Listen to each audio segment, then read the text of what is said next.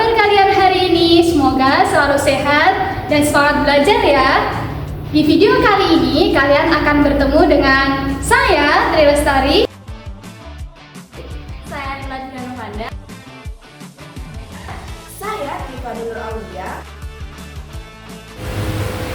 Nah, sebelum itu saya ada pertanyaan nih.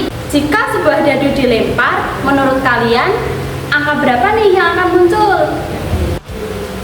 Ya, pertanyaan tadi adalah materi yang akan kita bahas kali ini, yaitu peluang. Peluang secara bahasa artinya adalah kesempatan. Namun, secara matematika, peluang adalah cara untuk memperkirakan seberapa besar kemungkinan sesuatu dapat terjadi. Dengan memahami konsep peluang, kalian dapat dengan mudah memprediksi sesuatu di masa depan secara lebih tepat. Contoh penerapan peluang dalam kehidupan sehari-hari adalah melakukan perakiraan cuaca seperti yang dilakukan BMKG. Analisis dilakukan dengan melihat fenomena yang pernah terjadi beserta penyebabnya, sehingga didapatkan peluang untuk kejadian tersebut kembali terjadi. Beberapa hal yang harus diketahui agar dapat memahami teori peluang, antara lain percobaan dan ruang sampel. Percobaan adalah suatu kegiatan untuk memperoleh hasil tertentu. Contohnya adalah melempar dadu, melempar uang koin, dan lain-lain.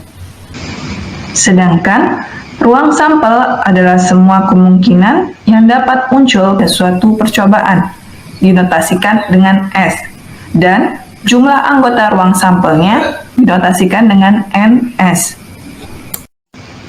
Contoh ruang sampel dari percobaan melempar satu buah dadu, yaitu jumlah mata dadu yang muncul bisa saja 1, 2, 3, 4, 5, ataupun 6. Maka ruang sampelnya adalah 1, 2, 3, 4, 5, dan 6. Sedangkan jumlah anggota ruang sampelnya adalah 6. Lalu, bagaimana cara untuk menyusun anggota ruang sampel? Ada 3 cara, yaitu dengan cara mendaftar, menggunakan diagram pohon, atau menggunakan tabel. Yuk, kita bahas satu persatu.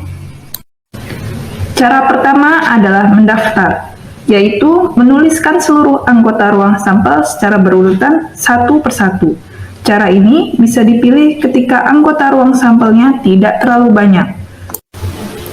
Contoh dengan cara mendaftar adalah ketika satu buah uang koin dilempar, maka sisi yang akan muncul bisa saja sisi angka maupun sisi gambar.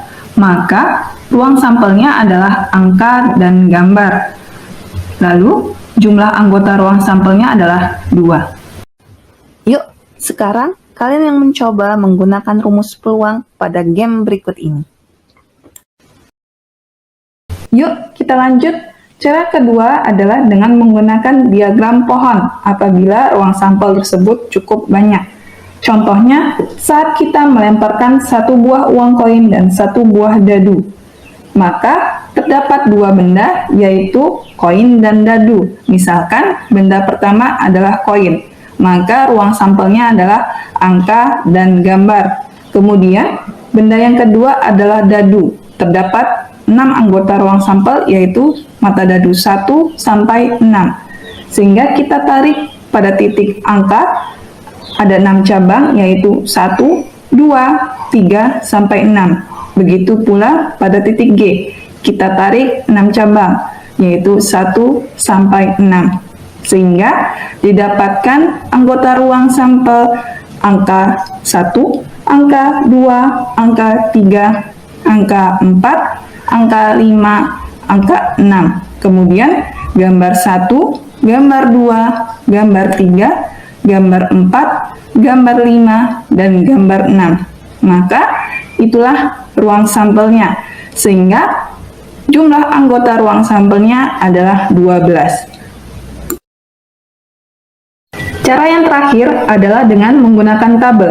Cara ini digunakan apabila anggota ruang sampel sangat banyak dan terlalu lama apabila menggunakan cara mendaftar maupun diagram pohon. Contohnya, pada percobaan melempar 2 buah dadu secara bersamaan. terdapat dua dadu pada tabel, di mana anggota ruang sampel dadu 1 kita tuliskan secara menurun, yaitu 1, 2, 3, sampai 6. Dan anggota ruang sampel dadu kedua kita tuliskan secara mendatar, yaitu 1, 2, sampai 6 juga.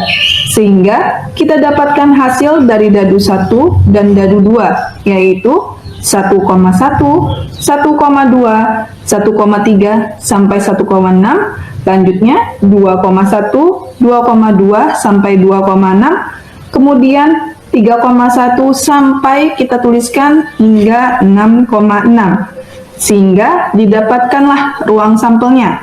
Maka anggota ruang sampelnya adalah 36. Setelah memahami apa itu ruang sampel, selanjutnya kita dapat menentukan peluang suatu kejadian. Besarnya peluang kejadian berkisar antara 0 sampai 1, di mana nilai peluang 0 apabila kejadian tersebut tidak mungkin terjadi, dan nilai peluang 1 apabila kejadian tersebut pasti terjadi. Contoh peluang suatu kejadian yang bernilai 1 adalah bahwa setiap manusia akan mati.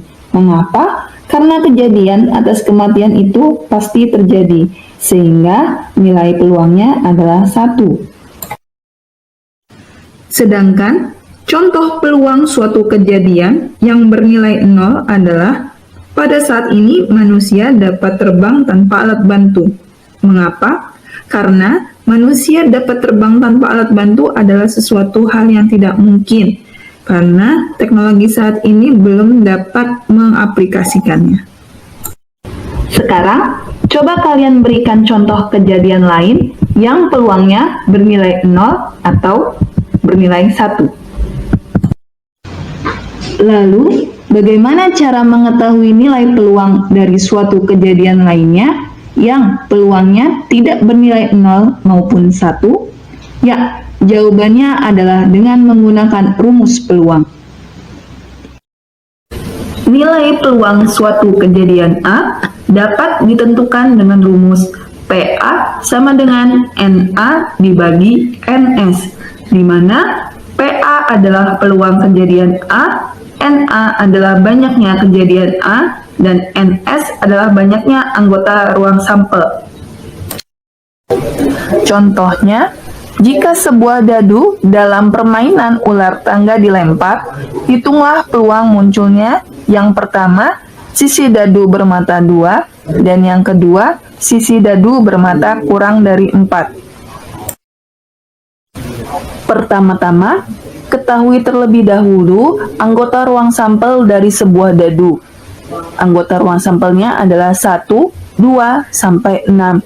Maka, banyaknya anggota ruang sampel atau NS sama dengan 6.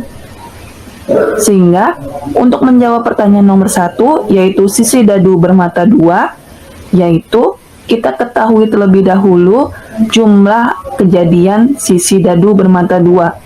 Karena hanya ada 1 sisi dadu bermata 2, maka peluangnya adalah NA-nya 1 dan NS-nya 6, atau 1/6. Sedangkan penyelesaian soal nomor 2, yaitu peluang munculnya sisi dadu bermata kurang dari 4. Kita ketahui terlebih dahulu banyaknya kejadian dadu bermata kurang dari 4, yaitu ada mata dadu 1, mata dadu 2, dan mata dadu 3, sehingga jumlahnya adalah 3 atau NA sama dengan 3. Maka peluang dari dadu bermata kurang dari 4 yaitu NA dibagi NS sama dengan 3/6 atau disederhanakan menjadi 1/2. Yuk, sekarang kalian yang mencoba menggunakan rumus peluang pada game berikut ini. Terima kasih sudah menonton. Sampai jumpa. Wassalamualaikum warahmatullahi wabarakatuh.